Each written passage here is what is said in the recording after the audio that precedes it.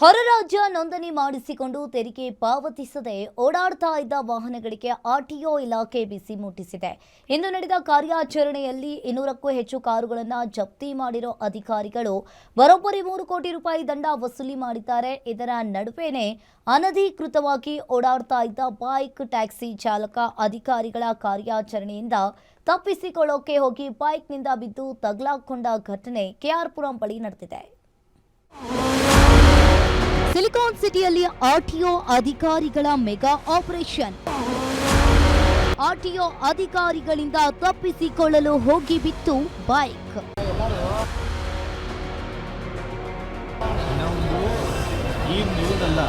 ನೋಡಿದ್ರಲ್ಲ, ರಸ್ತೆಯಲ್ಲಿ ಸಾಗ್ತಾ ಇದ್ದ ಬೈಕ್ ಏಕಾಏಕಿ ನಿಯಂತ್ರಣ ತಪ್ಪಿ ಕೆಳಗೆ ಬಿದ್ದಿರುವ ದೃಶ್ಯವಿದು. ಕೆಆರ್ಪುರಂ ಬಳಿ ಸಾರಿಗೆ ಇಲಾಖೆ ಅಧಿಕಾರಿಗಳು ಕಾರ್ಯಾಚರಣೆ ನಡೆಸ್ತಾ ಇದ್ದ ವೇಳೆ ಈ ಘಟನೆ ನಡೆದಿದೆ.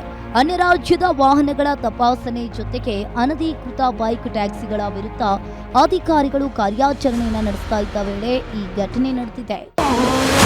ಕಾರ್ಯಾಚರಣೆ ವೇಳೆ 200 ಕಾರ್ ಸೀಸ್, 3 ಕೋಟಿ ದಂಡ ವಸೂಲಿ.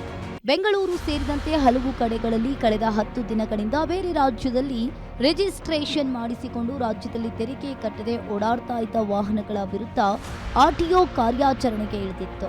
ಬೆಂಗಳೂರು ಹೊರವಲಯದಲ್ಲಿ ನಡೆದ ಕಾರ್ಯಾಚರಣೆಯಲ್ಲಿ ಪಾಂಡಿಚೇರಿ, ತಮಿಳುನಾಡು, ನಾಗಾಲ್ಯಾಂಡ್, ಉತ್ತರ ಪ್ರದೇಶ, ಮಹಾರಾಷ್ಟ್ರ, ಗೋವಾ, ಗುಜರಾತ್, ಉತ್ತರಾಖಂಡ್, ಹರಿಯಾಣ ಸೇರಿದಂತೆ ವಿವಿಧ ರಾಜ್ಯಗಳ ನೋಂದಣಿ ಹೊಂದಿದ್ದ ಕಾರುಗಳನ್ನು ಜಪ್ತಿ ಮಾಡಿದ್ರು. ಇದರಲ್ಲಿ ಆಡಿ, Benz, Tata Harrier, Mahindra Scorpio ಸೇರಿದಂತೆ 200ಕ್ಕೂ ಹೆಚ್ಚು ಕಾರುಗಳನ್ನು ಅಧಿಕಾರಿಗಳು ಸೀಸ್ ಮಾಡಿದ್ರು.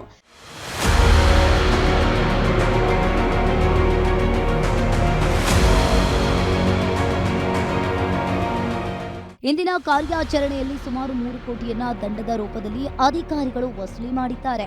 ಇನ್ನು ಕೆಆರ್ಪುರಂ ಬಳಿ ನಡೀತಾ ಇದ್ದ ಕಾರ್ಯಾಚರಣೆ ವೇಳೆ ಅನ್ಯ ರಾಜ್ಯದ ನೋಂದಣಿ ಹೊಂದಿದ್ದ ಬೈಕ್ ಟ್ಯಾಕ್ಸಿ ಚಾಲಕನೊಬ್ಬ ಅಧಿಕಾರಿಗಳನ್ನ ಕಂಡು ತಪ್ಪಿಸಿಕೊಳ್ಳಲು ಯತ್ನಿಸಿದ್ದಾನೆ. ಓಡಿ ಅಂದ್ರೆ ಒಡಿಶಾ ನೋಂದಣಿ ಹೊಂದಿದ್ದ ಬೈಕ್ನಲ್ಲಿ ಪ್ಯಾಸೆಂಜರ್ ಅನ್ನ ಕೂರಿಸಿಕೊಂಡು ಹೋಗ್ತಾ ಇದ್ದ ಚಾಲಕ ಆರ್ಟಿಒ ಅಧಿಕಾರಿಗಳ ಕಾರ್ಯಾಚರಣೆ ಕಂಡು ಎಸ್ಕೇಪ್ ಆಗಲು ಮುಂದಾಗಿದ್ದ. ಇದೇ ವೇಳೆ ಬೈಕ್ ನಿಯಂತ್ರಣ ತಪ್ಪಿ ಚಾಲಕ ಹಾಗೂ ಪ್ಯಾಸೆಂಜರ್ ಇಬ್ಬರು ರಸ್ತೆಗೆ ಬಿದ್ದಿದ್ದಾರೆ. ಈ ದೃಶ್ಯ ಗ್ಯಾರಂಟಿ ನ್ಯೂಸ್ ಕ್ಯಾಮೆರಾದಲ್ಲಿ ಸೆರೆಯಾಗಿದೆ. ಒಟ್ಟಿನಲ್ಲಿ ರಾಜ್ಯ ಸರ್ಕಾರಕ್ಕೆ ತೆರಿಗೆ ವಂಚಿಸಿ ಕೋಟಿ ಐಷಾರಾಮಿ ಕಾರುಗಳಲ್ಲಿ ತಿರುಗಾಡ್ತಾ ಇದ್ದವರಿಗೆ ಆರ್ಟಿಒ ಸರಿಯಾದ ಪಾಠ ಕಲಿಸಿದೆ. ಇತ್ತ ಪೊಲೀಸರಿಂದ ತಪ್ಪಿಸಿಕೊಳ್ಳಲು ಹೋಗಿ ಸಾರ್ವಜನಿಕರ ಪ್ರಾಣವನ್ನ ಅಪಾಯಕ್ಕೆ ತಳ್ಳುತ್ತಾ ಇರುವ ಬೈಕ್ ಟ್ಯಾಕ್ಸಿಗಳ ವಿರುದ್ಧವೂ ಮುಂದಿನ ದಿನಗಳಲ್ಲಿ ಕಠಿಣ ಕಾನೂನು ಕ್ರಮ ಮುಂದುವರಿಯಲಿದೆ. Ullas S Kiruvasi, Guarantee News, Bengaluru.